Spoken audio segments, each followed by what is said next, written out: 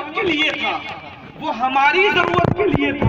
اپنی ضرورت میں ہم احتیاط کرتے ہیں، ہم نوکر ہیں، ہم اس مال کے رکھوالے ہیں، مالک تو مصطفیٰ ہے، اس لیے کہ اللہ نے انہیں مالک بنا کے بھیجا ہے، مالک کونین ہے، وہ پاس کچھ رکھتے نہیں، تو جہاں کی نعمتیں ہیں خالی ان کے ہاتھ میں۔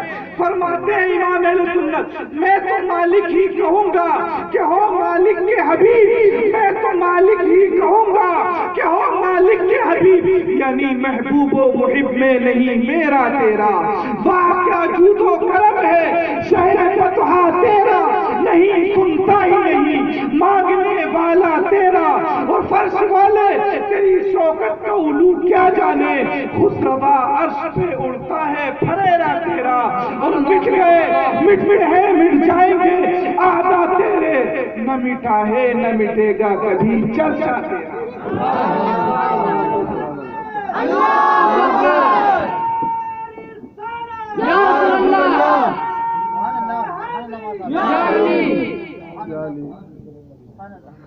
دیکھ رہے ایمان وہ تو کیسے، مومن اسی کو حق ہے، مومن کہلانے کا حق اسی کو ہے جو اپنے جان و مال کا مالک اپنے آقا و مولا کو مانے، کیونکہ ان کے وسیلے سے ہمیں خدا ملا ہے۔ ہماری جان اور مال کے مالک مصطفیٰ ہے کہ نہیں؟ مومن ہے۔ اب مومن کی آپ تعریف سمجھ گئے ہوں گے، تھوڑی بہت مومن کی تعریف آپ سمجھ گئے ہوں گے کہ مومن کون ہے۔ اب مومن سے کیوں کہا اللہ تعالیٰ نے یا ایھا الذین آمنوا، اب یہ بات کسی اور سے کہی جاتی تو اس کو یقین ہوتا نہیں ہوتا، اس لیے اللہ تبارک و تعالیٰ نے یا ایھا الناس نہیں کہا، بلکہ یا ایھا الذین آمنوا، اے ایمان والو اللہ سے ڈرو، اللہ سے ڈرو۔ کیا کہا اللہ تعالیٰ نے؟ اللہ سے ڈرو۔ زور سے بولو، اے ایمان والو اللہ سے ڈرو۔ اب اللہ سے ڈرنے کا مطلب کیا ہے؟ اللہ سے ڈرنے کا مطلب سمجھتے ہیں؟ نماز نہیں پڑھنا، روزہ نہیں رکھنا، یہ اللہ کے ڈرنے کا مطلب ہے؟ ارے بھائی، اللہ سے ڈرنے کا مطلب یہ ہے کیا؟ بھائیوں کو ستانا، پڑوسیوں کو پریشان کرنا، یہ اللہ کے ڈرنے کا مطلب ہے؟ جو ڈرتا ہے نا، جو ڈرتا ہے اس کو ہر وقت خوف جب سوار رہتا ہے نا، میں نے دیکھا لوگ لائنوں میں، جب حکومت لائن میں لگاتی ہے نا اور پولیس کے ڈنڈوں سے ڈر لگتا ہے تو سیدھی لائن میں لگ جاتے ہیں۔ ڈرنے کا مطلب یہ سمجھ میں آتا ہے، ڈرتا ہے تو لائن میں لگ جاتا ہے ہر وقت، کیونکہ سزا دے گا سزا دے گا سزا دے گا، یہ رہتا ہے نا۔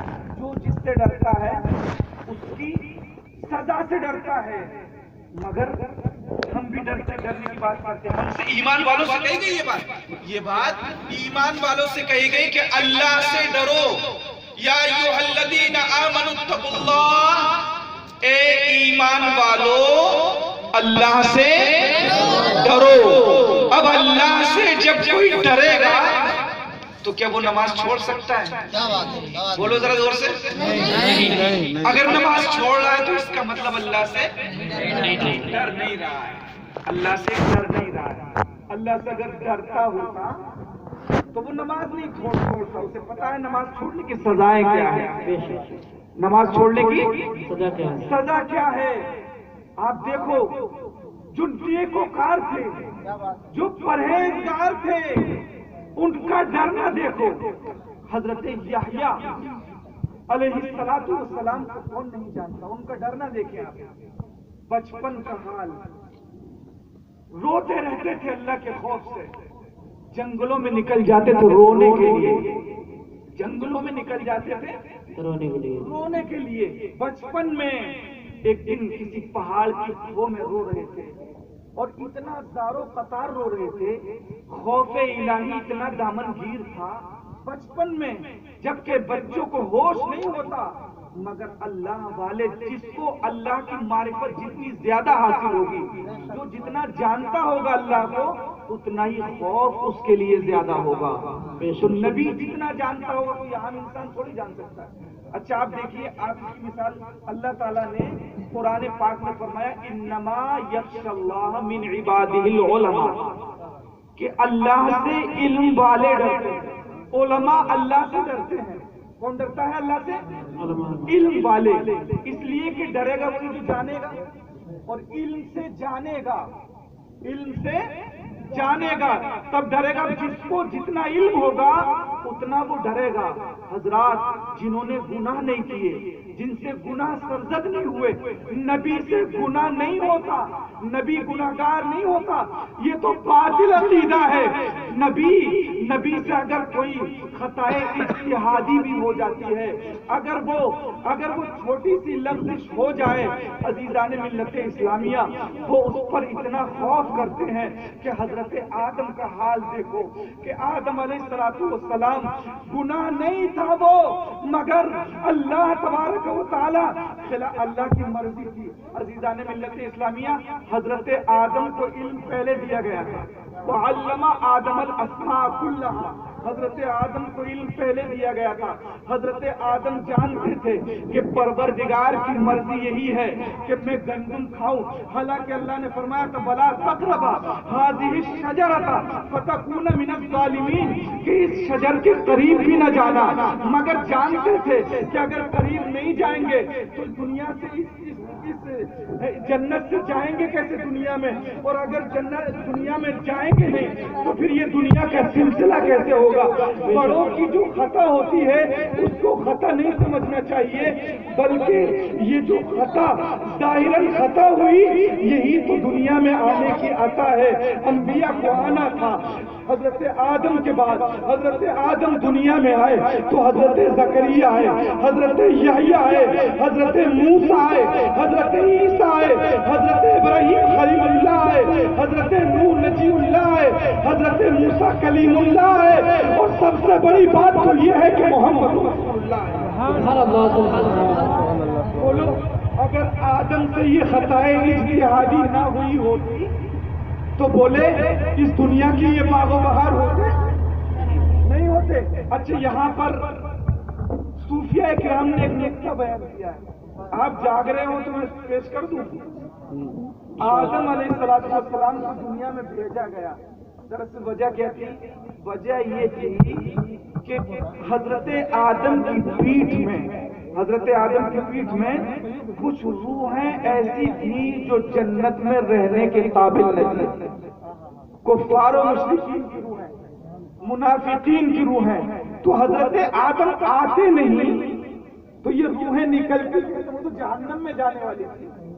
حضرت آدم کی پیٹھ میں کچھ روحیں ایسی تھیں جو جنت میں رہنے کے قابل نہ تھی، اس لیے نظام قدرت یہ ہوا کہ آدم اس درخت کے قریب جائیں، اس پھل کو تناول فرمائے، پھر جنت سے باہر تشریف لائے، پھر اولادوں کا سلسلہ جاری ہو جائے، اور پھر غلط روحیں چونکہ نکلنا تھی جہنمی لوگوں کی روحیں، لہذا وہ روحیں نکل گئی، اور اس کے بعد آدم کو جنتی ہیں، آدم کو جنت میں آنا ہے۔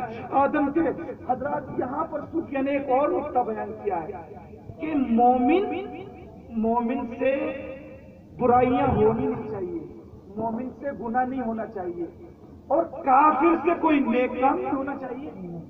کافر سے جب وہ جہنم میں جانے ہی والا ہے تو اس سے نیک کام نہیں ہونا چاہیے، مگر کبھی کبھی ہم دیکھتے ہیں کہ کافر بھی نیک کام کر دیتے ہیں، کرتے ہیں کہ نہیں؟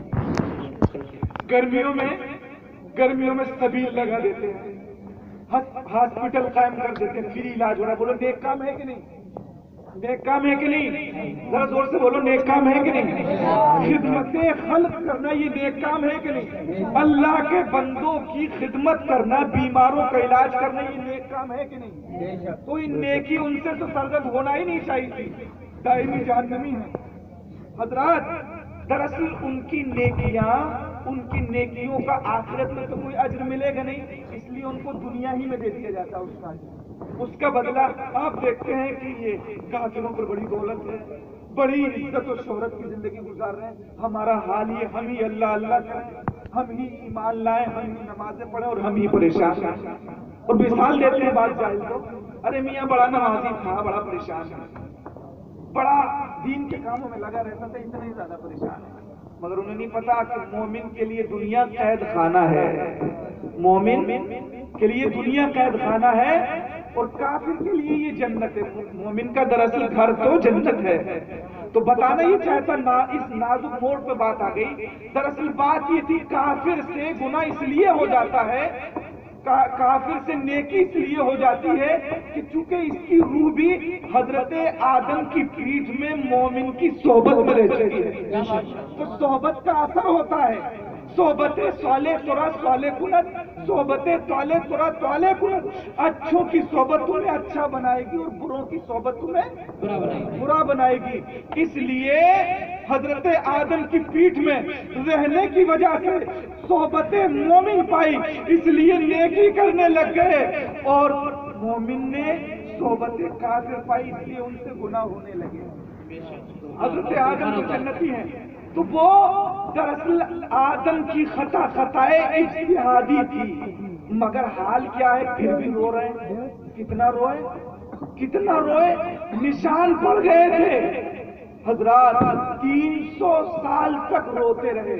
مسلمانوں ہمارا حال دیکھیں, انہوں نے گناہ نہیں کیا مگر ہم دن بھر گناہ کرتے ہیں. ہم صبح گناہ کرتے ہیں, ہم شام گناہ کرتے ہیں, مگر کبھی رونے کی توفیق ہوتی ہے؟ کبھی رونے کی توفیق ہوتی ہے؟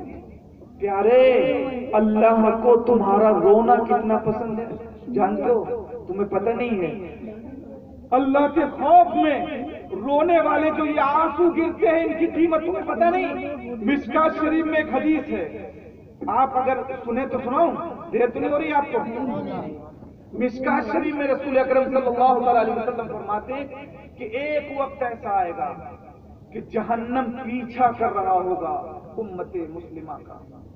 لوگ دہاڑے مار رہے ہوں گے, جہنم پیچھا کر رہا ہوگا. لوگ نمازوں کا واسطہ دیں گے, اے جہنم ہمارا پیچھا چھوڑ دے, ہم نے نمازیں پڑھی.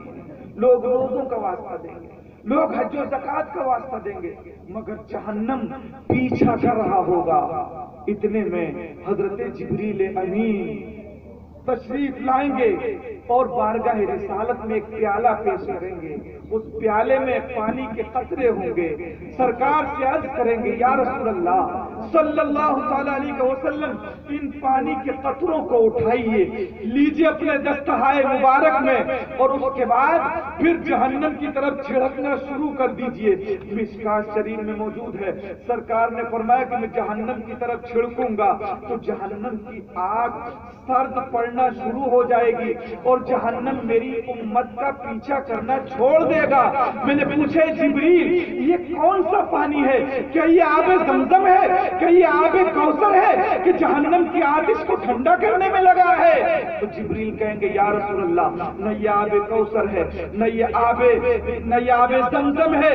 یا رسول اللہ یہ وہ پانی ہے جب آپ کی امت کے گناہگار اپنے گناہوں پر پشیماں ہو کر تیرے یا رسول اللہ اپنے رب کی بارگاہ میں رات کی تاریکیوں میں جب لوگ مزے کی نیند سو رہے تھے مگر تیرے کچھ بندے تمہارے آپ کے کچھ غلام جو ہیں وہ آپ کے غلام اپنے رب کی بارگاہ میں جھکے ہوئے اللہ سے خوف کر رہے تھے, ڈر رہے تھے, اور اس خوف اور رجا کے عالم میں جو یہ آنسو گر رہے تھے میں نے ان آنسوؤں کو زمین پہ نہیں گرنے دیا ہے یا رسول اللہ, اس پیالے میں جمع کر دیا ہے. یہ آپ کی گناہگار امت کے رونے والے آنسو ہیں جو جہنم کی آگ کو ٹھنڈا کر رہے ہیں. پیارے اسلامی بھائیوں, ان آنسوؤں کی قدر جانو. پیارے اسلامی بھائیوں سنو, جب امت کے آنسوؤں کا یہ عالم ہے تو پھر رسول کے آنسوؤں کا عالم کیا ہوگا؟ امام اہل سنت اعلیٰ حضرت فرماتے ہیں, اللہ کیا جہنم اب بھی نہ سرد ہوگا, اللہ کیا جہنم اب بھی نہ سرد ہوگا. رو رو کے مصطفیٰ نے دریا بہا دیے ہیں. سبحان اللہ. اے ایمان والو, اللہ سے ڈرو, اتقوا اللہ, اللہ سے ڈرو. عزیزان ملت اسلامیہ, اللہ سے ڈرو, اللہ سے خوف کرو. جس کے دل میں اللہ کا خوف ہوگا کیا وہ نمازوں سے غافل ہو سکتا ہے؟ کیا وہ چوری کر سکتا ہے؟ حضرات, میرے آقا و مولا صلی اللہ تعالی علیہ وسلم نے ارشاد فرمایا, حدیث جبرائیل کا آخری حصہ ہے, حضور فرماتے ہیں کہ جب تو عبادت کرے تو تیرے پیش نظر یہ ہونا چاہیے کہ اللہ تجھے دیکھ رہا ہے. پہلے تو فرمایا کہ یہ ہو کہ تو اللہ کو دیکھ رہا ہو. اگر یہ نہیں ہو سکتا تو کم سے کم یہ ہو کہ اللہ تجھے دیکھ رہا ہو. حضرات, جب بندے کے دل میں یہ ہو کہ میرا رب مجھے دیکھ رہا ہے, ہر وقت یہ خوف کا بنگیر ہو, جب شراب کی بوتل اس کے ہاتھ میں آئے گی تو کیا اس کو یہ خیال نہیں ہوگا کہ میرا پروردگار مجھے دیکھ رہا ہے؟ تاش کی گڈی اس کے ہاتھ میں آئے اور اس سے خیال نہ آئے کہ اللہ دیکھ رہا ہو. عزیزان ملت اسلامیہ, اگر تم اللہ کا خوف ہے, اگر تم اللہ پر یقین کرتے ہو تو قسم خدا کی تمہارے ہاتھ میں تاش کی گڈی نہیں آ سکتی, تمہارے ہاتھ میں شراب کی بوتل نہیں آ سکتی. اگر دامن مصطفیٰ تمہارے ہاتھ میں ہو, تمہاری زبان پر اگر ذکر الہی ہو تو اس زبان پر گالیاں نہیں آ سکتی. عزیزان ملت اسلامیہ, کبھی آپ نے اپنی تخلیق پر غور نہیں کیا؟ ماں کے شکم میں جب بچہ پلتا ہے تو جانتے ہو اللہ قادر مطلق ہے, غذا دے سکتا تھا, وہ جہاں سے چاہے غذا دے سکتا تھا. جو قادر مطلق باہر آنے کے بعد منہ سے غذا دیتا ہے. شکم مادر میں جب ماں کے پیٹ میں بچہ ہوتا ہے تو منہ سے اس کو غذا نہیں دی جاتی ہے بلکہ نار کے ذریعے سے اس کو غذا دی جاتی ہے. جانتے ہو وہ نار میں کیا جاتا ہے؟ جو ماہانہ ہماری ماں بہنوں کو MC آتی ہے, وہ جو خون ہوتا ہے وہ ماں کی, وہ بچے کی غذا ہوتا ہے, وہ دیا جاتا ہے. اور وہ خون ظاہراً تو ناپاک ہوتا ہے, وہ خون منہ میں نہیں دیا جا سکتا. دیکھو اللہ نے جب تمہیں شعور نہ تھا تو تمہاری غذا جو ہے, تمہاری غذا پیٹ کے ذریعے, ناف کے ذریعے سے پہنچائی تھی, اس لیے کہ تمہاری زبان یہ ناپاک نہ ہونے پائے, اس لیے کہ تمہاری زبان پر ذکر الہی آنا ہے. اسی زبان سے تمہیں نعرہ تکبیر بولنا ہے, اسی زبان سے تمہیں نعرہ رسالت بولنا ہے, اسی زبان سے تمہیں اللہ اللہ کرنا ہے, اسی زبان سے تمہیں یا غوث بولنا ہے, اسی زبان سے تمہیں یا غریب نواز بولنا ہے, ان پاکوں کے نام لینا ہے. تو اس زبان کو تم اپنی ناپاک کیوں کرتے ہو؟ اللہ نے کتنا اہتمام فرمایا ہے, تم اپنی قدر کیوں نہیں پہچانتے ہو؟ عزیزان ملت اسلامیہ, تم نے سمجھا نہیں, جو خوف خدا جس کے دل میں دامنگیر ہوتا ہے وہ برائیوں میں ملوث نہیں ہوتے, ہر وقت ان پر پیش نظر اللہ رب العزت کا خوف ہوتا ہے. یحییٰ علیہ السلام رو رہے, والدہ پہنچ گئی تلاش کرتے کرتے جنگل میں, ایک پہاڑ کی کھو میں. حضرت یحییٰ بچپن میں ہیں تو سمجھے کہ شاید ملک الموت آ گئے. ہم بھی کبھی موت کو یاد کرتے ہیں, موت اگر ہم یاد کریں تو جینے کا سلیقہ آ جائے. موت ہی کو تو بھولے بیٹھے ہیں, اور جبکہ یہ ایسی حقیقت ہے کہ اس کا انکار نہیں. دنیا میں کوئی ڈاکٹر ایسا پیدا نہیں ہوا, کوئی ہاسپٹل ایسا نہیں بنا جو موت سے بچا لے. یہ چند 60 سالہ زندگی, 70 سالہ, 80 سالہ, 100 سال کے ہو جاؤ گے, آخر پھر موت ہے. موت تو آنا ہی ہے. موت ایک ایسی سچائی ہے, بعض مصیبتوں کو ہم دولت کی بنیاد پر ٹال سکتے ہیں کہ نہیں؟ بہت سی مصیبتیں ایسی ہوتی ہیں جنہیں ہم اپنی قوت بازو کی بنیاد پر ٹال سکتے ہیں. بعض مصیبتوں کو ہم اپنے تعلقات کی بنیاد پر ٹال سکتے ہیں, مگر قسم خدا کی موت کو نہ طاقت کی بنیاد پر ٹالا جا سکتا ہے, نہ دولت کی بنیاد پر, نہ علم و حکمت کی بنیاد پر, نہ عزت و شہرت کی بنیاد پر. اگر موت کو حکومت کی بنیاد پر ٹالا جا سکتا تھا تو نمرود کبھی اس دنیا سے نہ جاتا, فرعون کبھی نہ جاتا. تخت و تاج کی بنیاد پر اگر موت کو ٹالا جا سکتا تھا تو قارون کبھی نہ مرتا. عزیزان ملت اسلامیہ, دولت کی بنیاد پر موت کو نہیں, عزیزان ملت اسلامیہ دوستی کی بنیاد پر موت کو نہیں ٹالا جا سکتا. جب یہ حقیقت ہے تو پھر کبھی موت کو بھی یاد کر لیا کرو تاکہ جینے کا سلیقہ آ جائے. حضرت یحییٰ گھبرا گئے, حضرت یحییٰ نے سمجھ لیا کہ شاید موت کا فرشتہ آ گیا, ملک الموت آ گئے. حضرت یحییٰ نے کہا, سر جھکا ہوا تھا, کہا اے فرشتے تو روح مت قبض کرنا, بھی ذرا میری ماں پریشان ہوگی, میں ماں کو ذرا خبر تو کر لوں. رو رہے تھے دارو قطار, ہوش ہی نہیں تھا. حضرت یحییٰ کی والدہ نے ہاتھ رکھا بیٹے کے سر پر, کہا بیٹا موت کا فرشتہ نہیں بلکہ میں تیری ماں ہوں. بیٹے تو کیوں رو رہا ہے, تو کیوں رو رہا ہے؟ تو عرض کرتے ہیں کہ اللہ کا خوف, اللہ کا ڈر, اللہ کا ڈر. کہ بیٹے تم تو معصوم ہو, ابھی تم جانتے تم سے کوئی گناہ بھی سرزد نہیں، جوانی کی دہلیز پر تم نے قدم نہیں رکھا، دنیا کو دیکھا نہیں، تم کس بات کی؟ کہا اے والدہ مکرمہ کیا کروں؟ کہا رونا بند کر دو بیٹا، چھپ جاؤ۔ کہا آج تم چھپا رہی ہو، کل اگر اللہ ناراض ہو گیا تو کیا وہاں ہماری سفارش کر سکو گی؟ کہا پروردگار نے اگر ناراضگی کا اظہار کر دیا تو حضرت زکریہ کی والدہ، حضرت یحییٰ کی والدہ کہتی ہیں بیٹے وہاں تمہیں کچھ نہیں کہہ سکتی۔ اللہ اکبر۔ تو کہا پھر آج مجھے اپنے حال پر چھوڑ دو۔ عزیزان ملت اسلامیہ، حضرت یحییٰ اٹھ اٹھ کے رو رہے ہیں۔ یہ میں ان لوگوں کی باتیں سنا رہا ہوں جن سے گناہ سرزد نہیں ہوتا، مگر ہمارا حال یہ ہے صبح کو گناہ کرتے ہیں، شام کو گناہ کرتے ہیں، ہر وقت ہماری زندگی گناہوں میں ملوث رہتی ہے، مگر کبھی رونا نہیں آتا۔ آتا ہے کہ نہیں آتا ہے رونا؟ اس لیے نہیں آتا کہ دل کٹر ہو گئے۔ میں دل پر اگر بات کروں تو بات بہت لمبی ہو جائے گی کہ دل ہی اصل ہے۔ اس لیے بزرگ، ہمارے بزرگ جو ہیں وہ دل بدلتے ہیں، نیتا دل بدلتے ہیں۔ مختصر اتنا کہ 2 حرفوں سے بن جاتا ہے دل، مختصر اتنا کہ 2 حرفوں سے بن جاتا ہے دل، اور طویل اتنا کہ اس میں 2 جہاں کا درد ہے۔ دل ہی تو حضور نے فرمایا کہ لوگوں تمہارے جسم میں گوشت کا ایک لوتھڑا ہے، اگر وہ صحیح ہے تو سب صحیح ہے، وہ بگڑ گیا تو سب بگڑ گیا، اگر وہ صحیح ہے تو سب صحیح ہے۔ اس لیے پیارے جب دل بگڑ جاتا ہے تو پھر سب بگڑ جاتا ہے۔ آج دل بگڑ گیا ہے، دل پر نظر کرنے کی ضرورت ہے۔ تو دل پر نظر کیسے ہوگی؟ عزیزان ملت اسلامیہ، ان محافل میں بزرگوں کی صحبت پر جب آپ اچھوں کی صحبت میں بیٹھو گے تو پھر دل میں اچھے خیالات آئیں گے۔ کیا یہ ہو سکتا ہے کہ کوئی فلم ہال میں بیٹھا ہو اور وہ کہ مجھے نماز کا تصور آ رہا تھا، مجھے اللہ کا ذکر کا تصور آ رہا تھا؟ یہ ہو ہی نہیں سکتا۔ جہاں پر رنگین مناظر چل رہے ہوں وہاں اللہ کا تصور آ جائے، یہ ہو نہیں سکتا۔ پیارے اسلامی بھائیوں، اسی لیے اللہ تبارک و تعالیٰ نے فرمایا اتقوا اللہ، اللہ سے ڈرو۔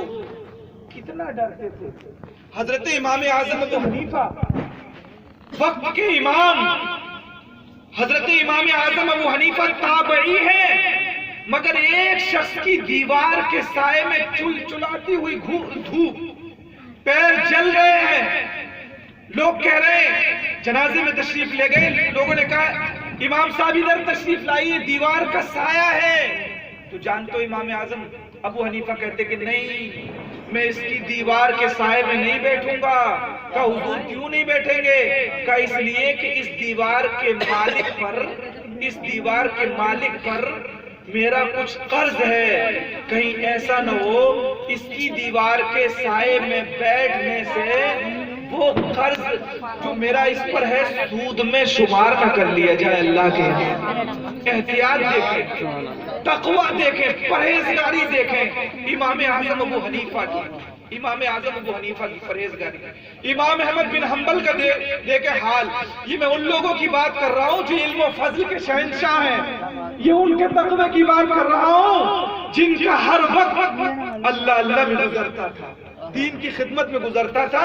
ان کا ڈر بتا رہا ہوں، ان کا احتیاط بتا رہا ہوں۔ آج نہ ہمیں کھانے میں احتیاط ہے، نہ پینے میں احتیاط، نہ چلنے میں احتیاط، نہ رہنے میں احتیاط۔ دیکھیں آپ امام احمد بن حنبل کا حال۔ ایک دن حضرت امام احمد بن حنبل رضی اللہ تعالیٰ عنہ کے پاس روٹی پیش کی گئی، کھانا پیش کیا گیا۔ کھانا جب پیش کیا گیا تو آپ نے دیکھا کہ روٹی معمول کے مطابق کچھ زیادہ چکنی ہے۔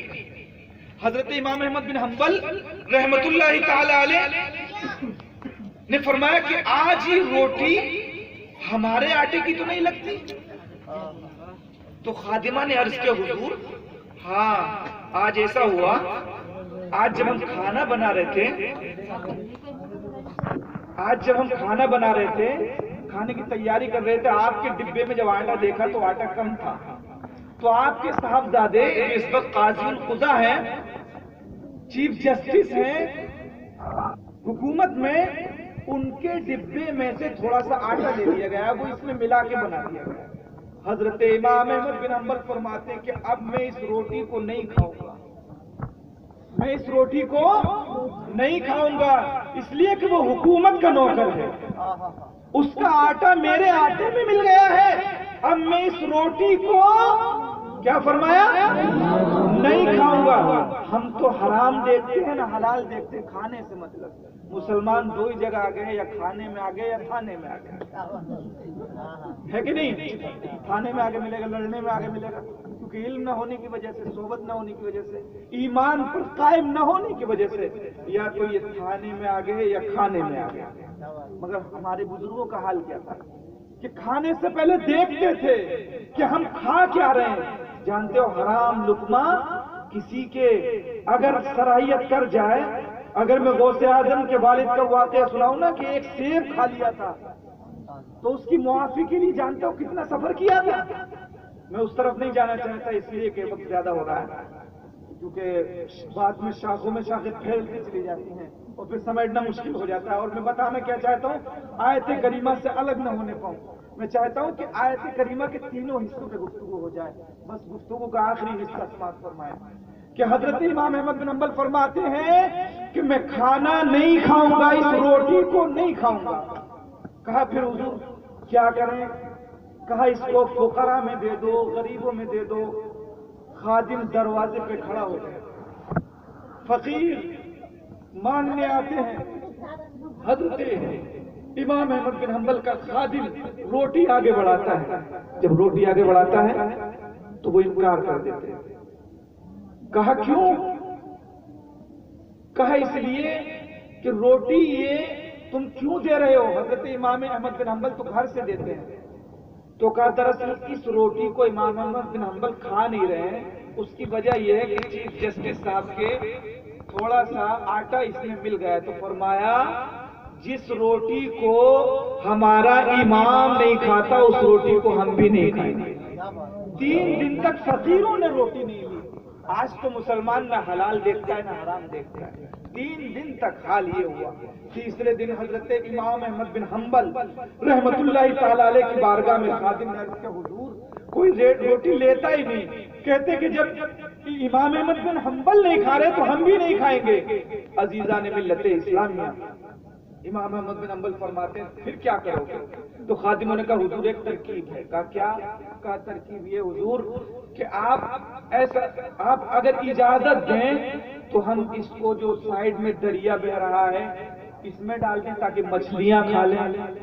تو امام احمد بن حنبل نے فرمایا کہ ہاں ڈال دو، ہاں ڈال دو، مگر پھر کبھی اس دریا کی مچھلی کھانے کے لیے مجھ سے نہ کہنا۔ اللہ اکبر، یا رسول اللہ، یا علی۔ اور فرمائیے متقیوں کا حال، یہ تقوی کے جبل استقامت ہیں، تقوی کے جبل استقامت ہے، اور حال کیا ہے؟ اللہ کہہ رہا ہے یا ایھا الذین آمنوا اتقوا اللہ، اے ایمان والو اللہ سے ڈرو۔ میں نے سمجھ لیا کہ ایمان لے آئے، اللہ سے ڈرتے بھی ہیں، اب آگے کیا ضرورت ہے؟ وَكُونُوا مَعَ الصَّادِقِينَ کے سچوں کے ساتھ ہو جاؤ۔ سمجھ میں آ رہی ہے آپ کے؟ اب کیا ضرورت ہے اس بات کی؟ ارے ایمان سے بولو جنت ملے گی کہ نہیں؟ جنت ملے گی؟ تقوی سے، نماز سے، روزے سے، حج سے، زکات سے بولو جنت ملے گی کہ نہیں؟ ان تقوی کے اماموں کو، فتووں کے اماموں کو، محدثین کو، ائمہ مجتہدین کو، صحابہ کو، یہ آیت تو صحابہ کے دور میں نازل ہوئی ہے نا، قرآن تو صحابہ کے دور میں نازل ہوا ہے نا، تو اللہ تعالیٰ نے کیا فرمایا؟ یا ایھا الذین آمنوا اتقوا اللہ، اے ایمان والو اللہ سے ڈرو۔ یہ کن سے کہا گیا؟ جو اللہ سے ڈرنے والے ہیں، اللہ سے ڈرو۔ وَكُونُوا مَعَ الصَّادِقِينَ، اور سچوں کے ساتھ ہو جاؤ۔ میں نے کہا سچوں کے ساتھ کی کیا ضرورت ہے؟ اب سچوں کے ساتھ کی کیا ضرورت ہے؟ قرآن ہمارے پاس موجود ہے، حدیث ہمارے پاس موجود ہے۔ قرآن میں دیکھا عقیدہ بنا لیا، حدیث میں دیکھا عقیدہ بنا لیا۔ لوگوں نے دراصل قرآن کو سمجھا ہی نہیں، لوگوں نے قرآن کو سمجھا ہی نہیں۔